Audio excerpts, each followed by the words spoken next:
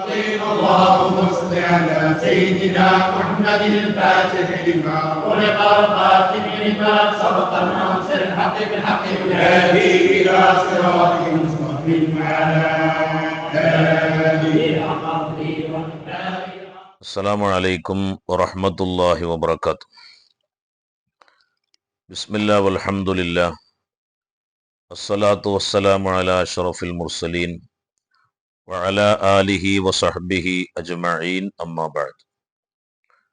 اللهم صل على سيدنا محمد الفاتح لما أغلق والخاتم لما سبق ناصر الحق بالحق والهادي إلى صراطك المستقيم وعلى آله حق قدره ومقداره العظيم.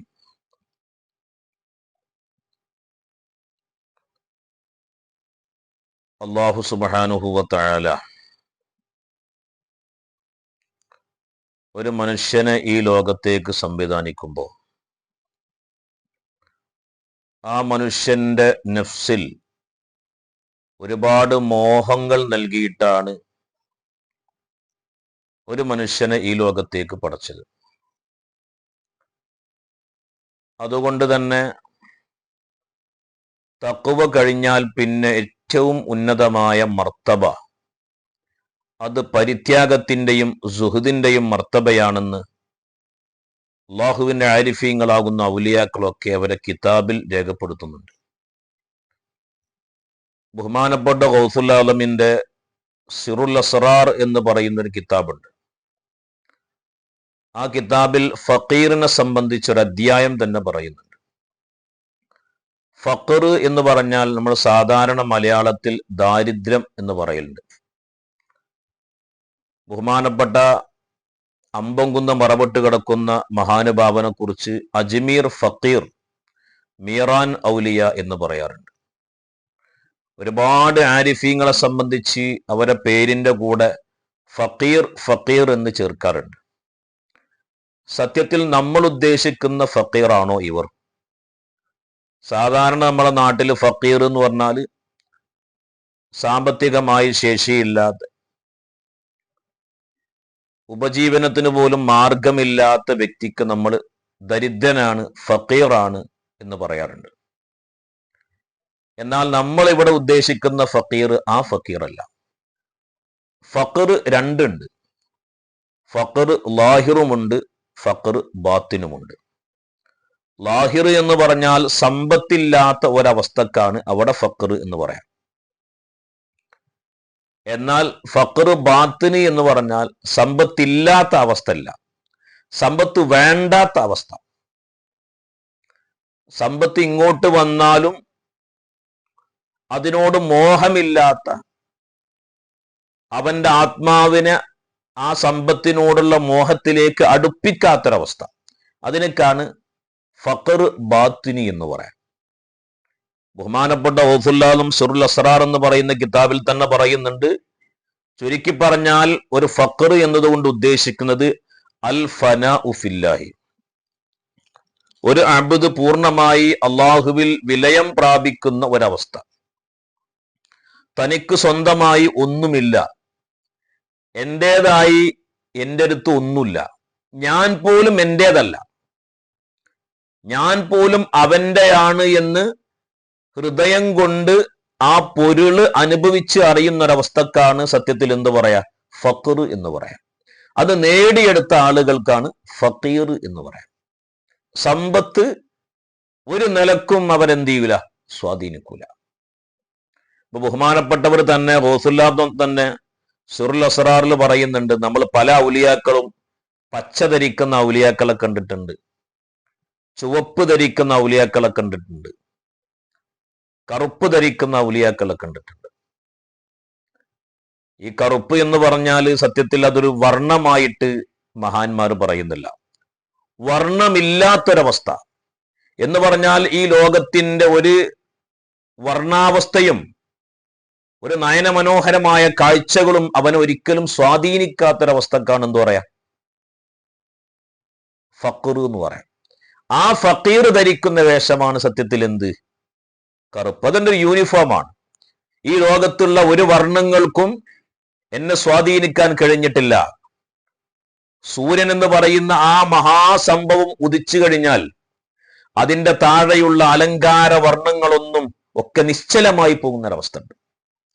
ഒരുപാട് വർണ്ണങ്ങൾ കൊണ്ട് നമ്മൾ ഈ ലോകത്തിന് അലങ്കരിച്ചു എന്ന് വിചാരിക്കാം. അതിന്റെ മീതെ സൂര്യൻ ഉദിച്ചു കഴിഞ്ഞാൽ ആ സൂര്യപ്രകാശം കൊണ്ട് താഴെ കിടക്കുന്ന വർണ്ണങ്ങളൊക്കെ നിറം മങ്ങിപ്പോകുന്നൊരവസ്ഥ അല്ലേ? കാരണം എന്താ? ഒല ഹൃദയത്തിൽ അല്ലാഹു എന്ന് പറയുന്ന പരമസത്ത നിറഞ്ഞു നിൽക്കുക, പ്രകാശിച്ചു നിൽക്കുകയാണ്. അതുകൊണ്ട് തന്നെ ഈ ലോകത്തിന്റെ ഒരു വർണ്ണങ്ങളും അവരെന്ത് ചെയ്യില്ല, ഒരു വർണ്ണങ്ങളും അവരെ സ്വാധീനിക്കൂല. പല മഹാന്മാരും അവരെ ഗ്രന്ഥങ്ങളിൽ എഴുതിയിട്ടുണ്ട്, ആദ്യ കാലഘട്ടത്തിൽ ഞങ്ങൾ അമൂല്യമായ രത്നങ്ങളാണ് എന്ന് കരുതിയിരുന്ന പല സാധനങ്ങളും വെറും ചരൽക്കല്ലുകളാണ് എന്ന് ഞങ്ങൾക്ക് തിരിച്ചറിഞ്ഞൊരു നിമിഷമുണ്ട്. നമ്മളിപ്പോ കൂട്ടിയണക്കുന്ന, കൂട്ടിപ്പിടിക്കുന്ന, നമ്മൾ സ്നേഹിക്കുന്ന, ദുനിയാവിന് വേണ്ടി ഓടി നടക്കുന്ന പല അമൂല്യമായ രത്നങ്ങളാണ് എന്ന് കരുതുന്ന പല സാധനങ്ങളും പൊരുളറിഞ്ഞു കഴിയുമ്പോഴാണ് അതൊക്കെ വെറും ചരൽക്കല്ലുകളാണ് എന്നേ നമ്മൾ ഒഴിവാക്കേണ്ടതാണ് എന്ന് നമുക്ക് ബോധ്യപ്പെടുക. അപ്പോ ആ ഒരു ബോധ്യത്തിലാണ് ഇവർക്ക് മഹാന്മാരാകുന്ന ആളുകൾ ഒരു യൂണിഫോം നൽകും. നീ ആ ഒരു ക്വാളിറ്റിയിലേക്ക് എന്ത് ചെയ്തിട്ടുണ്ട്, എത്തിയിട്ടുണ്ട്. ബഹുമാനപ്പെട്ട സുൽത്താനുൽ ഹിന്ദ് ഗരീബ് നവാസ്, ബഹുമാനപ്പെട്ട ഖാജ റളിയല്ലാഹു അൻഹു 20 കൊല്ലം ഉസ്മാനുൽ ഹാറൂനി എന്ന് പറയുന്ന അള്ളാഹുവിന്റെ ആരിഫായ വലിയിന്റെ കീഴിൽ അള്ളാഹുവിനെ കുറിച്ച്, അള്ളാഹുവിനെ അറിയാനുള്ള കോഴ്സ് പഠിച്ച മഹാന. 20 കൊല്ലം. ആ 20 കൊല്ലം ആ കോഴ്സ് പഠിച്ച് തന്റെ മുരീദൊരു കമാലിയത്തിന്റെ പദവിയിലേക്ക് എത്തി എന്ന് ഷെയ്ഖിന് തോന്നിക്കാൻ അദ്ദേഹം കൊടുത്തൊരു പണിഷ്മെന്റ് ഉണ്ട്. 2 റക്അത്ത് നിസ്കരിക്കാൻ വേണ്ടി ബഹുമാനപ്പെട്ട അജ്മീർ ഖാജയോട് ഷെയ്ഖാകുന്ന ഉസ്മാനുൽ ഹാറൂനി പറയുന്ന ഒരു രംഗം ബഹുമാനപ്പെട്ട ഷെയ്ഖുന ശംസുൽ ഉലമ ഇ.കെ. ഉസ്താദ് അദ്ദേഹത്തിന്റെ ഖാജന്റെ മൗലിദിൽ പറയുന്നുണ്ട്. 1-ാമത്തെ റക്അത്തിൽ ഒരു ഫാത്തിഹയും 1000 ഖുൽ ഹുവല്ലാഹുവും ഓതാൻ വേണ്ടി പറഞ്ഞു.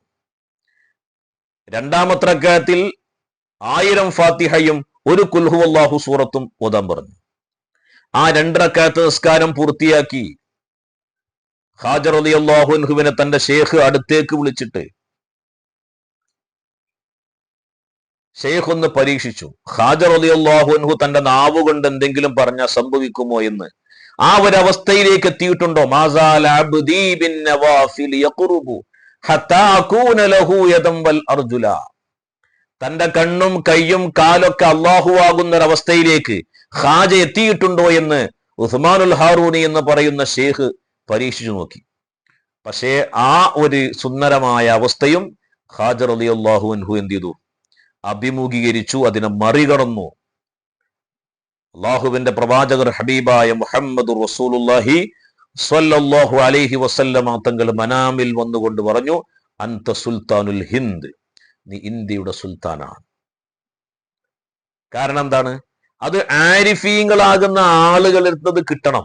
അവരാണത് തരിക. കണ്ടോനെ കണ്ടുപിടി, കാട്ടിത്തേരും കലിമ കൽബിന്നു പിന്നെ വലീമ. അപ്പൊ ഫഖർ ബാത്തിനി എന്ന് പറഞ്ഞാൽ ഏറ്റവും ഉന്നതമായ ഒരവസ്ഥയാണ്. ഒരിക്കലും തന്റെ ആത്മാവിന് സമ്പത്തിനോട് മോഹം തോന്നാത്തൊരവസ്ഥ. ബഹുമാനപ്പെട്ട സയ്യിദി അബു യസീദ് അൽ ബിസ്താമി റളിയല്ലാഹു അൻഹു പറയുന്നുണ്ട്, ഞാൻ 3 ദിവസം കൊണ്ടാണ് പ്രപഞ്ചത്യാഗിയായി ഞാൻ മാറിയത്. 3 ദിവസം കൊണ്ടാണ് ഞാൻ ഒരു ഫക്കീറായി മാറിയത്. 1-ാമത്തെ ദിവസം ഞാൻ ഈ ലോകത്തുള്ള സർവ്വ വസ്തുക്കളെയും ഞാൻ ത്യജിച്ചു. എല്ലാ വസ്തുക്കളെയും ഞാൻ ത്യജിച്ചു. അതിലേക്കൊന്നും മോഹം വരാത്ത, ആവശ്യം വരാത്ത, അതിലേക്കൊന്നും ഇൽത്തിഫാവാത്തൊരവസ്ഥ ഞാൻ ഉണ്ടാക്കി 1-ാമത്തെ ദിവസം. 2-ാമത്തെ ദിവസം ഞാൻ പരലോകത്തുള്ള സകല വസ്തുക്കളെയും ത്യജിച്ചു. അല്ലെ? മഹ്ദിയാകുന്ന റാബിഅത്തുൽ അദവിയ്യ റളിയല്ലാഹു അൻഹ പറഞ്ഞില്ല, അല്ലാഹുവേ, ഈ ലോകത്ത് നീ എനിക്ക് തരാൻ വിചാരിച്ച എന്തൊക്കെയുണ്ടോ അതൊക്കെ നീ അമുസ്ലിമീങ്ങളാകുന്ന ആളുകൾക്ക് നീ നൽകിക്കോ അല്ലാഹുവേ. ഈ ലോകത്ത് എന്തൊക്കെ വിഭവങ്ങളും എന്തൊക്കെ അനുഗ്രഹങ്ങളും അനുഭൂതികളും നീ എനിക്ക് തരാൻ വിചാരിച്ചിട്ടുണ്ടോ അതൊക്കെ നീ ആർക്ക് കൊടുത്തളാ? അമുസ്ലിമീങ്ങളാകുന്ന ആളുകൾക്ക് അവർക്ക് നീ കൊടുക്കണേ അല്ലാഹ്. അള്ളാഹുവെ, പരലോകത്ത് എന്തൊക്കെ നയനമനോഹരമായ കാഴ്ചകൾ നീ എന്നെ കാണിപ്പിക്കുന്നുണ്ട്, എന്തൊക്കെ സുന്ദരമായ അനുഭൂതികൾ നീ എനിക്ക് നൽകുന്നുണ്ട്, അതൊക്കെ നീ മുസ്ലിമീങ്ങളാകുന്ന ആളുകൾക്ക് നീ നൽകണേ അല്ലാ. മറിച്ച് പരമ്പൊരുളാകുന്ന അള്ളാഹുവേ, നിന്നോടുള്ള മഹബത്ത് മാത്രം മതി, നിന്നെ മാത്രം മതി എനിക്ക് എന്ന് പറഞ്ഞ മഹദിയാകുന്ന റാബിഅത്തുൽ അദവിയ്യ റളിയല്ലാഹു. എന്താണ്? ആത്മാവിനെ ദുനിയാവിന്റെ സകല സാധനങ്ങളും വന്നു നോക്കി റാബിഅത്തുൽ അദവിയ്യെ കീഴ്പ്പെടുത്താൻ വേണ്ടി. പക്ഷേ അതുകൊണ്ടൊന്നും മഹദിയെ കീഴ്പ്പെടുത്താൻ എന്ത് ചെയ്തില്ല, കഴിഞ്ഞില്ല. അപ്പോ ഈ ഒരു ഫക്കീറിന്റെ അവസ്ഥ എന്ന് പറയുന്നത് ഏറ്റവും സുന്ദരമായ അവസ്ഥയാണ്. തൻ്റെതായി ഒന്നുമില്ല, എല്ലാം അള്ളാഹുവിൻ്റെതാണ് എന്ന് ഹൃദയം കൊണ്ട് അറിയുന്ന ഒരവസ്ഥ. അതിന് നമ്മൾ എന്തു വേണമെന്നറിയോ? പ്രണയം നമ്മുടെ മനസ്സിൽ നമ്മൾ കൊണ്ടു നടക്കണം.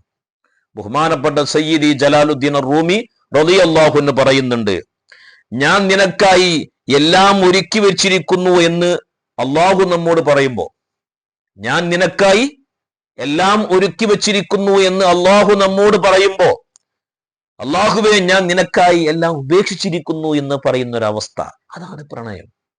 അള്ളാഹു നമ്മോട് പറയണം, അള്ളാഹു നമ്മോട് പറയണേ, എന്റെ പ്രിയപ്പെട്ട അടിമേ, ഞാൻ നിനക്ക് വേണ്ടി എല്ലാം ഒരുക്കി വെച്ചിരിക്കുന്നു. ആ സമയത്ത് അള്ളാഹുവിനോട് തിരിച്ചു പറയാനൊരടിമക്ക് കഴിയണം, അള്ളാഹുവെ ഞാൻ നിനക്ക് വേണ്ടി എല്ലാം ഒഴിവാക്കിയിരിക്കുന്നു എന്ന് പറയുന്നു. തറഖ്തുൽ ഖൽഖ തുറം ഫീ റിളാക വഅയ്തംതുൽ ഇയാല ലികൈ അറാക എന്ന് റഈസുസ്സാഹിദീൻ ഇബ്രാഹിം ഇബ്നു ദുഹം റളിയല്ലാഹു അൻഹു പറഞ്ഞതുപോലെ ഖുദ്സിയായ ഒരു ഹദീസിൽ കാണാം, അലാ ത്വാല ശൗഖുൽ അബ്റാരി ഇലാ ലിഖാഇ. അല്ലാഹു സുബ്ഹാനഹു വ തആല പറയണം, സജ്ജനങ്ങളാകുന്ന അള്ളാഹുവിന്റെ ആരിഫീങ്ങളാകുന്ന ആളുകളൊക്കെ എന്നെ ഒന്ന് കാണാൻ വേണ്ടി ഒല ഹൃദയത്തിൽ പ്രണയം വല്ലാതെ പൂത്തുലഞ്ഞ ആൾക്കാരാണ്. എന്നെ കാണാൻ വേണ്ടി ഒല ഹൃദയത്തിൽ വല്ലാതെ പ്രണയം പൂത്തുലഞ്ഞ് എന്നെ കാണാൻ വേണ്ടി ഒരു വെമ്പൽ കൊണ്ട് നിൽക്കുകയാണ്. എന്നാ അവര് എന്നിലേക്ക് എത്രമാത്രം എന്നെ കാണാൻ ആഗ്രഹിക്കുന്നുവോ അതിനേക്കാൾ ശക്തിയായി എനിക്ക് അവരെ കാണാൻ ആഗ്രഹമുണ്ട് എന്ന് പരമ്പൊരുളാകുന്ന പ്രണയനാഥനാകുന്ന അല്ലാഹു സുബ്ഹാനഹു വ തആല നമ്മോട് പറയാണ്. എന്നിട്ട് എന്തേ ഒരു അടിമ അള്ളാഹുവിലേക്ക് മുന്നിടാത്തത്? അത് അവന്റെ ഏറ്റവും വലിയൊരു പരാജയല്ലേ? നിങ്ങൾ എന്നെ എങ്ങനെ കാണണമെന്ന് ആഗ്രഹിക്കുന്ന മക്കളെ, അതിനേക്കാളും എത്രയോ 10 മടങ്ങ് നിങ്ങളെ കാണാൻ എനിക്ക് വല്ലാത്ത ആഗ്രഹമുണ്ട് എന്ന് അള്ളാഹു പറയണം. ബഹുമാനപ്പെട്ട സയ്യിദി ഉവൈസുൽ ഖർനി റളിയല്ലാഹു അൻഹു, ഖൈറു താബി ഉവൈസുൽ ഖർനി എന്നാണ് കിതാബുകളിൽ കാണാം. താബിഈങ്ങളിൽ വെച്ച് ഏറ്റവും ഖൈറായ ആൾ ബഹുമാനപ്പെട്ട സയ്യിദുന ഉമർ ഇബ്നുൽ ഖത്താബ് റളിയല്ലാഹു അൻഹു ഒരു ഹജ്ജിന്റെ വേളയിൽ എല്ലാ നാട്ടിലെ ആളുകളും ഒരുമിച്ച് കൂടി ആ സദസ്സിലേക്ക് നോക്കിയിട്ട് ഉമർ ഇബ്നുൽ ഖത്താബ് റളിയല്ലാഹു അൻഹു ചോദിക്കുന്നുണ്ട്, അല്ലയോ സഹോദരന്മാരെ, ഇതില് യമനിലെ ഖറൻ എന്ന് പറയുന്ന നാട്ടിലുള്ള ആരെങ്കിലും ഉണ്ടോ? യമൻ എന്ന് പറയുന്ന സ്ഥലത്ത് ഖറൻ എന്ന് പറയുന്ന സ്ഥലത്ത് ആരെങ്കിലും ഉണ്ടോ? അപ്പോ കുറച്ചാളുകൾ പറഞ്ഞു, ഞങ്ങളൊക്കെ ഖറൻ ദേശക്കാരാണ്. ആ സമയത്ത് ഉമർ ഇബ്നുൽ ഖത്താബ് റളിയല്ലാഹു അൻഹു ചോദിക്കുന്നു, നിങ്ങളൊരു ഉവൈസുൽ ഖർനി എന്ന് പറയുന്ന ഒരു മഹാനെ നിങ്ങൾ കണ്ടിട്ടുണ്ടോ, നിങ്ങൾ കേട്ടിട്ടുണ്ടോ? ആ സമയത്തൊരു സഹോദരൻ പറഞ്ഞു, ഞങ്ങളെ നാട്ടില് നിങ്ങൾ ചോദിക്കുന്ന തരത്തിലുള്ള ഒരു ഉവൈസൊന്നുമില്ല, ഒരു ഭ്രാന്തനായ മജ്നൂനായ ആരുമേ ശ്രദ്ധിക്കാത്ത ഒരു ഉവൈസ് ഉണ്ട്. ബഹുമാനപ്പെട്ട സയ്യിദുന ഉമർ ഇബ്നുൽ ഖത്താബ് റളിയല്ലാഹു അൻഹു പറഞ്ഞു, ഒരുപക്ഷെ ഞാൻ ഉദ്ദേശിക്കുന്ന ഉവൈസ് അതാകാൻ സാധ്യതയുണ്ട്. അദ്ദേഹം എവിടെയാണ്? അവര് പറഞ്ഞു, ഞങ്ങൾ ഇങ്ങോട്ട് വന്ന സമയത്ത് അദ്ദേഹം അറഫയിലുണ്ട് എന്ന് പറഞ്ഞു. ഉമർ ഇബ്നുൽ ഖത്താബ് റളിയല്ലാഹു അൻഹുവും സിദ്ദീഖ് റളിയല്ലാഹു അൻഹുവൊക്കെ അറഫയിലേക്ക് ചെന്ന് നോക്കുമ്പോ സയ്യിദുന ഉവൈസുൽ ഖർനി റളിയല്ലാഹു അൻഹു നിസ്കാരത്തിലാണ്. നിസ്കാരം കഴിഞ്ഞ് റസൂലുള്ളാഹി സ്വല്ലല്ലാഹു അലൈഹി വസല്ലമ തങ്ങളെ ചൂടും ഗന്ധവും അറിഞ്ഞ അബൂബക്കർ സിദ്ദീഖിനെയും ഉമർ ഇബ്നുൽ ഖത്താബ് റളിയല്ലാഹു അൻഹുവിനെയും കണ്ട ഉവൈസുൽ ഖർനി ഓടി വന്ന് രണ്ടുപേരെയും കെട്ടിപ്പിടിച്ചു. മുത്തഹബീബിന്റെ ഗന്ധം ആസ്വദിച്ച ആളുകളാണ്, മുത്തഹബീബിന്റെ മധുരവോളം കണ്ട ആളുകളാണ്. ആ സുന്ദരമായ അവസ്ഥ കഴിഞ്ഞ് ഉവൈസുൽ ഖർനിയാണെന്ന് മനസ്സിലാക്കി അള്ളാഹുവിന്റെ പ്രവാചകർ പറഞ്ഞിരുന്നു ഉവൈസുൽ ഖർനിയോട്, എന്റെ ഉമ്മത്തിന് വേണ്ടി ദുആ ചെയ്യാൻ വേണ്ടി പറയണം. സിദ്ദീഖ് തങ്ങൾക്കും ഉമർ തങ്ങൾക്കും വേണ്ടി പ്രത്യേകം ദുആ ചെയ്യിപ്പിച്ചു. കൂടെയുള്ള സ്വഹാബത്തിന് ദുആ ചെയ്യിപ്പിച്ചു. റസൂലുള്ളാഹിന്റെ ഉമ്മത്തിന് വേണ്ടി ദുആ ചെയ്യിപ്പിച്ചു. ഉവൈസുൽ ഖർനി ദുആ ചെയ്തു. അവസാനം അവര് പോരുന്ന സമയത്ത് നിങ്ങൾക്ക് ഞങ്ങൾ കുറച്ച് ഹദിയ നൽകട്ടെയോ എന്ന് ചോദിച്ചപ്പോ മഹാനുഭാവൻ പറഞ്ഞു, ഞാനത് വാങ്ങുന്ന ഒരവസ്ഥയിൽ നിന്ന് എന്നോ പോയിട്ടുണ്ട്. ഞാനത് വാങ്ങുന്ന ഒരവസ്ഥയിൽ നിന്ന് എന്നോ ഞാൻ പോയി മറഞ്ഞിട്ടുണ്ട്. ബഹുമാനപ്പെട്ട ഉന്നതരായ സ്വഹാബികൾ നീട്ടിയ ആ പാരിതോഷികത്തിലേക്ക് ഉവൈസുൽ ഖർനി മടങ്ങിയില്ല. എന്റെ ലോകം അതല്ല, എന്റെ ലോകം ഏറ്റവും പ്രണയനാഥനാകുന്ന അള്ളാഹുവിനെ പുൽകുന്ന ഉന്നതമായ അവസ്ഥയാണ് എന്ന് ഉവൈസുൽ ഖർനി ലോകത്തോട് വിളിച്ചു പറഞ്ഞു. അതാണ് ഫഖർ എന്ന് പറയുന്നൊരവസ്ഥ. ഓരോന്നിനും ഓരോ അടയാളം മഹാന്മാര് പറയുന്നുണ്ട്.